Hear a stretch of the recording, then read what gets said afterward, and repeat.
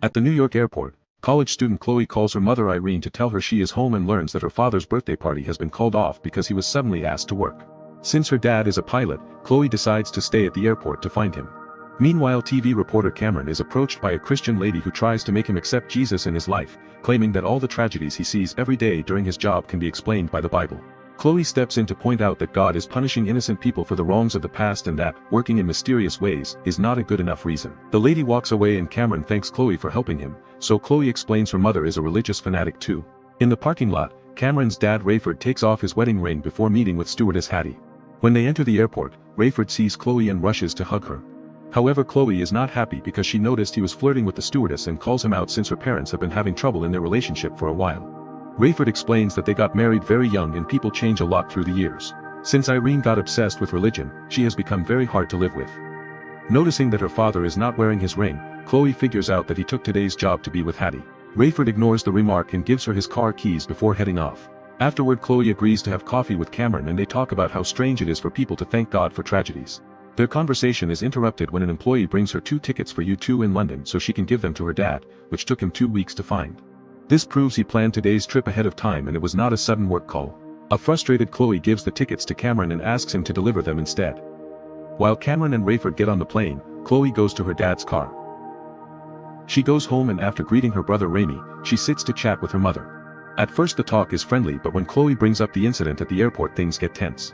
Irene starts preaching and Chloe gets upset, so she walks off. Needing a distraction, Chloe ends up going to the mall with Raimi. The boy is worried about their parents, but Chloe assures him things will be fine and they hug. Suddenly there is a flash of light and Chloe finds herself hugging Raimi's clothes because he is gone. All around her, people find their loved ones missing.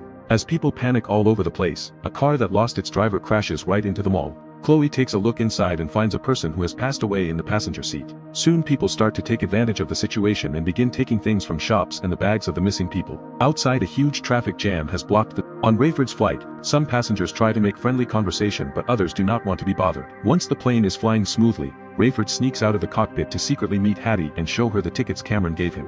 Suddenly the plane starts shaking and people discover that a group of passengers have disappeared. People start to panic as the plane loses altitude, so Rayford rushes back to the cockpit to discover his co-pilot is gone.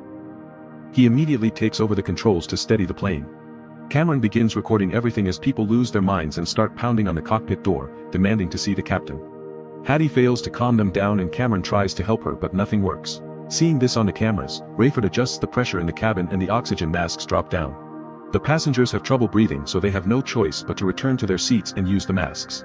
Then Rayford tries using the radio to call for help but nobody answers, and his phone is not working. Once everyone has calmed down, Rayford returns the pressure to normal and goes to talk to the passengers, using his firm voice to make them stay in their seats. He reminds them that panic is their worst enemy right now, so they must stay composed until they get more information. Afterward, Hattie realizes that her fellow stewardess is also gone and runs to the cockpit to ask Rayford for comfort since she is having a breakdown. Since everyone is leaving their seats anyway, Cameron begins recording again and talking to the passengers.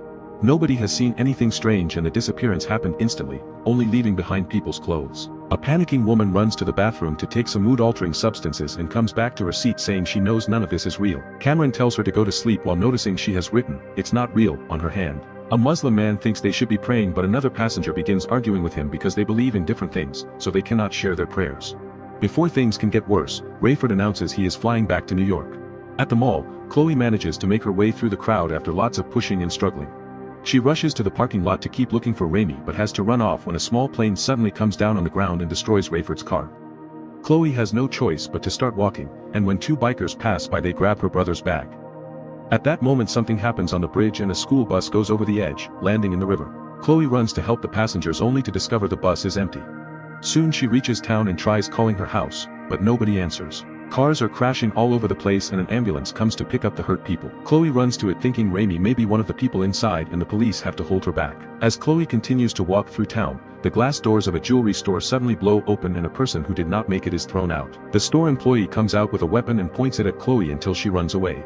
Soon she makes it to the hospital, where she notices a sign that says, "The end is here." On TV, she watches the news and learns people have disappeared all over the country, so chaos is spreading fast. The hospital is crowded with desperate people looking for their loved ones and Chloe cannot even get near the entrance. She decides to go around the back and breaks a glass door to sneak in. Dodging the dozens of people in the corridors, she makes it to the nursery and discovers all the newborns are gone. As she checks the rooms, a mother appears behind her and tells her kids of all ages have disappeared, not only in the USA but in the rest of the world too. Back to Rayford, he discovers a plane flying on the same flight path and tries to contact the pilot, but nobody answers.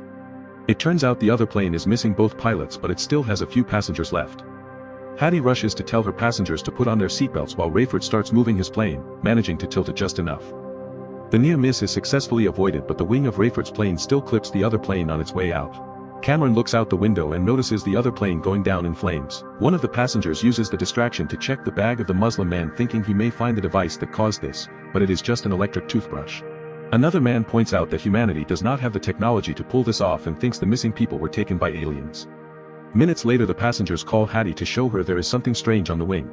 Hattie gets Cameron to take a picture and bring it to Rayford, who figures out the wing is barely holding on and it will be very hard to land the plane. The autopilot is not working and Rayford cannot leave the cockpit, so he sends Cameron to check if anything is leaking from the wing. Cameron does so and confirms the plane is losing fuel. Another passenger notices this and starts to panic while a woman breaks down, saying she wants to go back to the place where her child disappeared. Suddenly the wing catches fire and the plane starts shaking, so people begin panicking even more. Hattie and Cameron remind everyone it is important to stay calm to avoid making the situation worse.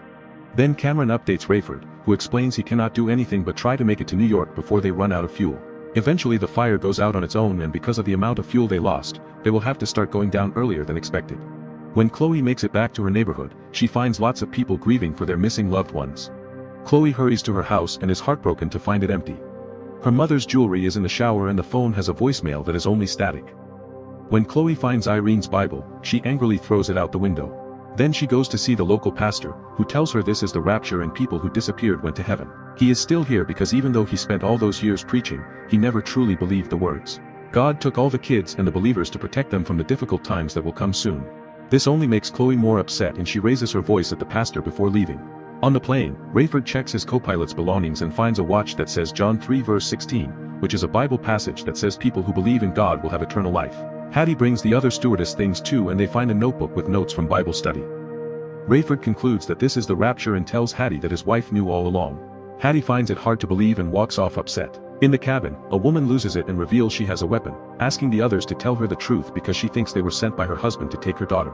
As Cameron tries to calm her down, the passenger who had taken those substances shares that she went to a religious school and this situation matches the description of the rapture, so she thinks the missing people went to heaven. The mother says she cannot go on without her daughter and thinks about ending it all, so Cameron shares some stories about his relationship with his mom until he changes the woman's mind and carefully takes the weapon away. Moments later, Rayford finally gets a response on the radio and learns that disappearances happened all around the world. The airport is full of planes that have come down and it is impossible to land, so Rayford will have to go inland. Before Rayford can push back against these instructions, the radio stops working again. Since Cameron has a satellite phone because he is a reporter, Rayford asks him to call Chloe, but Cameron says he has been trying all day with no luck. While showing him the sad note Chloe left on the ticket's envelope, Rayford explains he wants to say sorry to his daughter and admits it was never his wife's fault that their relationship fell apart, it was his for walking away every time Irene talked about God. Meanwhile, a deeply troubled Chloe climbs to the top of a bridge. After staring at the view for a few seconds, she apologizes to her mother for how she treated her earlier.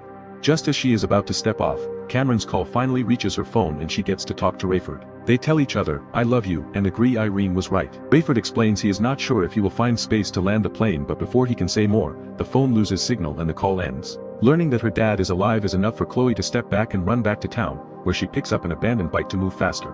At the same time, Rayford tells the passengers about their low chances of making it and asks them to start praying.